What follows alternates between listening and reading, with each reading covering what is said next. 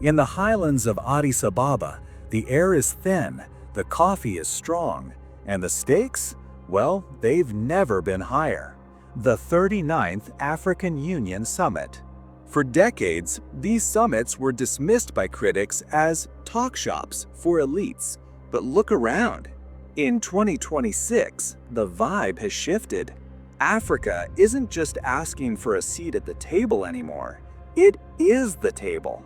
With a permanent seat in the G20 and a population that's the youngest on Earth, what happens in this building over the next 48 hours will dictate the price of your coffee, the stability of global energy, and the future of migration.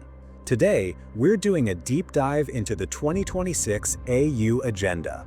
From the Blue-Gold War to the fight for reparations and the parallel government crisis in Sudan. Is this the year the African giant finally starts running, or is the continent just running in place? Let's get into it. Every year, the AU picks a theme. In 2024, it was education. In 2025, it was reparations. For 2026, it's all about water. Now, don't scroll away, this isn't just about digging wells. The official theme is assuring sustainable water availability and safe sanitation. But in the hallways of the summit, they're calling it the Blue Gold Strategy. Why now? The climate paradox. Africa is the continent least responsible for carbon emissions, but is getting hit the hardest. We're seeing a hydro crisis. Conflict. Look at the Nile. Ethiopia, Egypt, and Sudan have been in a decade-long staring contest over the Grand Ethiopian Renaissance Dam. The economy. You can't have the African Green Revolution without water. The AU is finally treating water as a security asset. They are pushing for a continental water investment program to raise $30 billion a year. The goal? Making sure that by 2030, water is a bridge for cooperation, not a reason for the next war. You can't talk about development if the guns aren't silent, and right now, they are loud. The biggest headache at the 2026 summit? Sudan. It's been 3 years since the war broke out, and the AU is facing a nightmare scenario, a parallel government. The paramilitary RSF has been trying to claim legitimacy, and the AU is standing firm, essentially saying, not on our watch. The big players. President Evariste Ndayishimiye, the newly elected AU chair from Burundi. He's taking the baton from Angola's Lourenço. His job? Diplomatic firefighting. The Sahel, Mali, Burkina Faso, and Niger are still outside the family after their coups. The 2026 summit is a will they, won't they moment for their return to the fold. The AU's Silence the Guns initiative was supposed to be finished by 2020, then 2023. Now, in 2026, it feels like they're just trying to keep the guns from multiplying. Okay, let's talk money. 2026 is the year we see the first major report on Africa's performance in the G20. South Africa's Cyril Ramaphosa just gave a massive briefing on how Africa is using its new global leverage. The focus? 2 things. 1. Debt relief.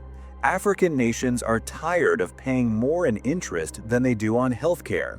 They're using the G20 to demand a total overhaul of the global financial system. 2. AFCFTA. This is the crown jewel. In 2026, the focus has shifted from signing papers to moving goods. They've just launched the 10th African Visa Openness Index. The goal is simple. An African should be able to travel across Africa as easily as a European travels across Europe. If they pull this off, they create a $3.4 trillion unified market. That's global superpower territory. This is the part of the agenda that gets the most Western headlines. In 2025, the AU declared a decade of reparations. In 2026, it's no longer just a moral argument, it's a legal project. They are looking at defining colonization as a crime against humanity in a formal legal sense. What they want: return of stolen artifacts. The Benin bronzes were just the start. Climate reparations for the damage caused by industrial nations. A formal seat at the UN Security Council. The Esselwini Consensus is back on the table. It's about narrative justice. Africa is done being the world's charity case and is now coming as a creditor for historical and environmental debts. Now, let's get into the meat of the 2026 agenda. The AU isn't just talking about thirst, they're talking about power. In September 2025, just months before this summit, Ethiopia officially inaugurated the completed Grand Ethiopian Renaissance Dam. It was a moon landing moment for African infrastructure. But at this summit, the conversation has shifted from building dams to sharing them. The $30 billion GAP, the AU's Continental Africa Water Investment Program, AIP, is the star of the show. Here's the reality. Africa needs an extra $30 billion every single year to reach its 2030 water goals. Right now, they're only hitting about half of that. The 2026 plan isn't asking for charity, it's a business case for water. Why? Jobs, because 3 out of 4 jobs in Africa are water dependent. No water, no work. Health.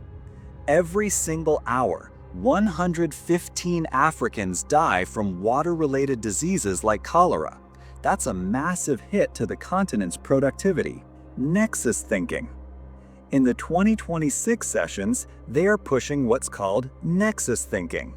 It's the idea that you can't fix food without water and you can't move water without energy.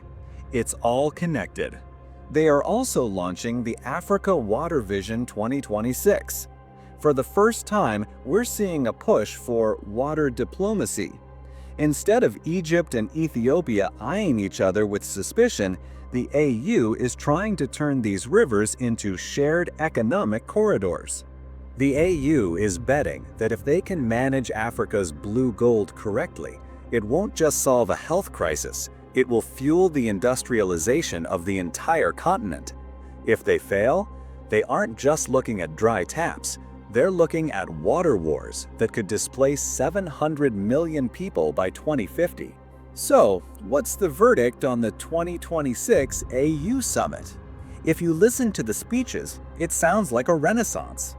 If you look at the maps of Sudan and the Sahel, it looks like a struggle for survival. The truth? It's both. Africa in 2026 is a continent of in-betweens. It's in between old conflicts and new markets, in between water scarcity and a blue economy boom. The 2026 summit shows us that the African Union is finally getting serious about sovereignty, owning their water, their trade, and their story. What do you think? Is the AU finally finding its teeth, or is the blue gold strategy just a drop in the ocean? Let me know in the comments. Don't forget to like and subscribe. I will see you in my next video. Until then, here are other videos you should watch.